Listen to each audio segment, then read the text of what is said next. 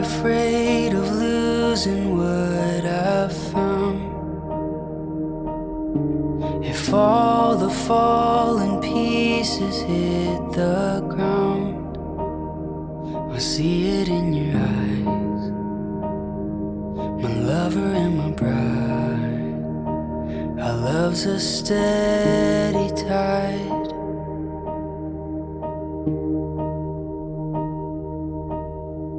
A story speaks and silences my doubt. The wind may blow, but he's built this house. Your voice so soft and strong, my husband all alone. Our love's a steady song. And I lay down everything, every part of me, I'm yours. Oh, through everything, here we stand, hand in hand, I'm yours.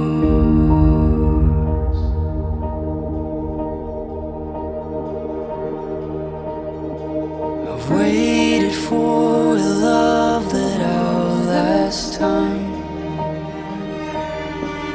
praying for a soul that betters than mine. I knew it from the start, together not apart. Our love's a steady heart. And I lay down everything, every part of me, I'm yours. Oh, through everything, here we stand, hand in hand, I'm yours.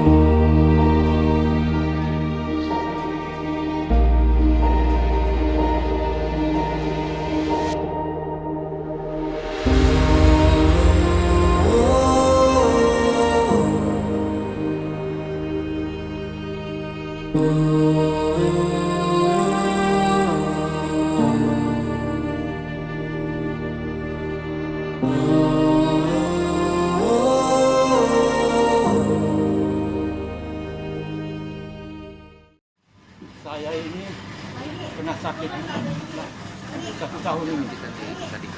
Nah, sakitnya saya itu sakit di jantung. Dokter bilang sudah tidak bisa lagi pakai ring, sudah terlalu tebal penyumbatan. Saya minta bisa nggak operasi. Dokter juga bilang dengan umur kalau dioperasi itu bisa, tapi sembuhnya lebih kecil daripada itu. Jadi dokter bilang nggak usah dioperasi dengan nggak bisa. Nah, ini jadi pengalaman teman-teman dari perkusi itu sudah 4 habis dipasang ring langsung ya, nggak sembuh sampai itu. Di antaranya ada yang dioperasi, habis dioperasi nggak sembuh juga sampai lewat. Jadi kebetulan dokter minta sama saya nggak bisa lagi dipasang ring. Kalau dioperasi itu sembuhnya lebih kecil daripada matinya, itu bahasanya itu. Nah, jadi saya udah pasrah aja. Jadi saya sekarang ini makan obat tiap hari.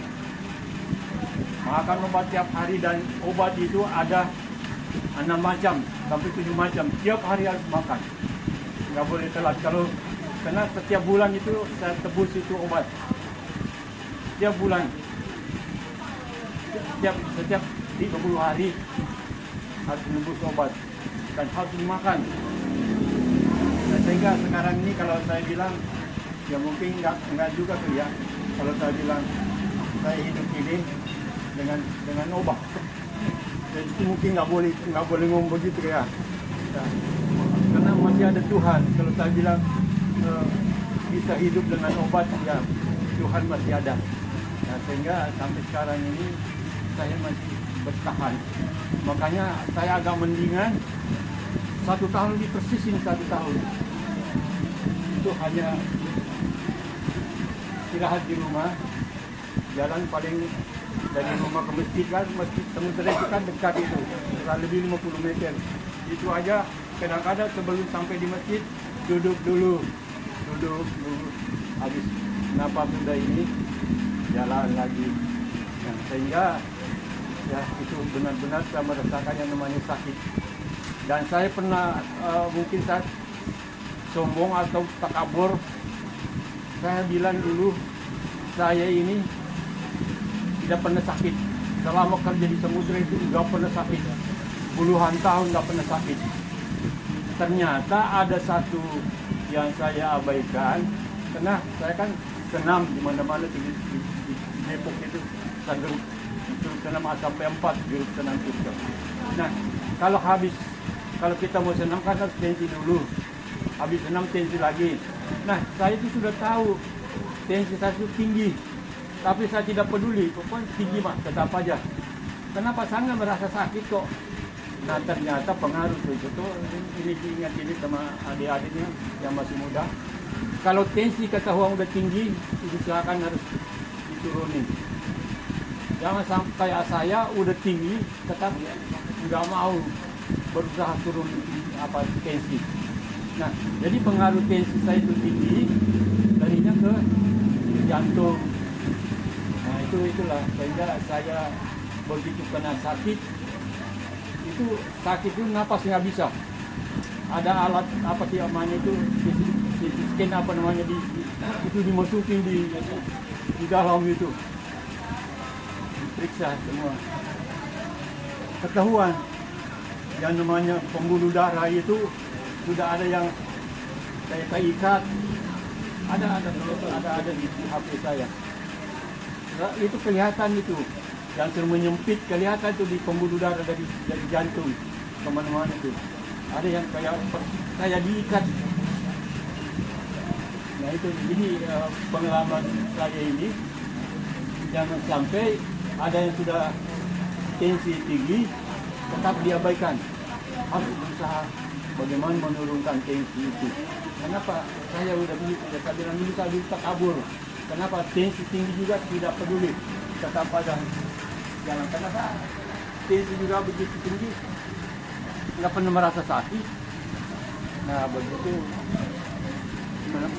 kena sakit, nggak bisa napas, benar-benar nggak bisa napas. Nah itulah yang saya alami, sehingga sekarang ini terasa sekali sakitnya. Tapi saya tetap bersyukur. Kenapa saya bersyukur? Kenapa saya sakit itu setelah udah tua? Ya, waktu muda-muda ini nggak pernah sakit, benar-benar. Apa namanya, jatah dari kantor untuk berobat tuh nggak pernah pakai, benar-benar nggak pakai. Nah itu. Nah begitu udah kena sakit begini, baru merasakan. Tapi saya bilang nggak menyesal saya. Saya bilang tetap saya bersyukur. Karena itu sudah tua baru sakit. Nah sudah tua begini. Nah itu kadang-kadang mau jalan aja susah. Jadi kita ditemani ke Pak Dio. Aduh, gimana anak-anak lagi pada pergi. Ya ada anak-anak pada pergi, nggak ada di rumah. Yang mungkin diantar saya, tapi pada ada acara. Nah saya itu kalau anak itu saya nggak mau mengganggu acara anak-anak, acara cucu. Silakan. Saya bisa jalan sendiri. Nah sekarang kan jalan sendiri itu kan enak. Kita mau yang cepat atau mau yang lambat itu tinggal cuci tangan aja udah bisa. Berhenti. Yang kita lawan. Ini saya bilang. Sekarang mau kemana-mana nggak kayak dulu. Dulu kan masih susah. Kita di depo dulu mau pergi-pergi itu tunggu oplet dulu. Sekarang udah nggak ada lagi begitu. Yang dihubungin ini kita bertiga masing-masing kesibukan terus, nggak ketemu kesibukan. Nah ini akhirnya kita waktunya kan mepet, udah mau puasa nih. Lah gimana nih kita mau puasa? Jangan sampai nanti lewat lagi. Dia bilang. Pak Haji sering tiap minggu tuh pasti ada kontak-kontaknya sama kita gitu. Gimana? Ya mohon maaf juga Pak Haji, baru ini terlaksana gitu. Ya dari sekian, dari Januari kalau nggak salah Pak Haji. Tadi pengen minta sama-sama kita bisa kumpul, tapi akhirnya sekarang ini kita sama-sama bisa kumpul. Ya nanti bagaimana dari teman-teman. Untuk nanti kelanjutannya kita serahkan teman-teman bagaimana konsepnya, apa mau kita komit dengan kita aja yang di sini atau kita mau melebur di sana, ya nanti dibicarakan bersama aja. Saya sih juga ikut aja bagaimana komitmen dari teman-teman sekalian. Through everything, here we stand, hand in hand.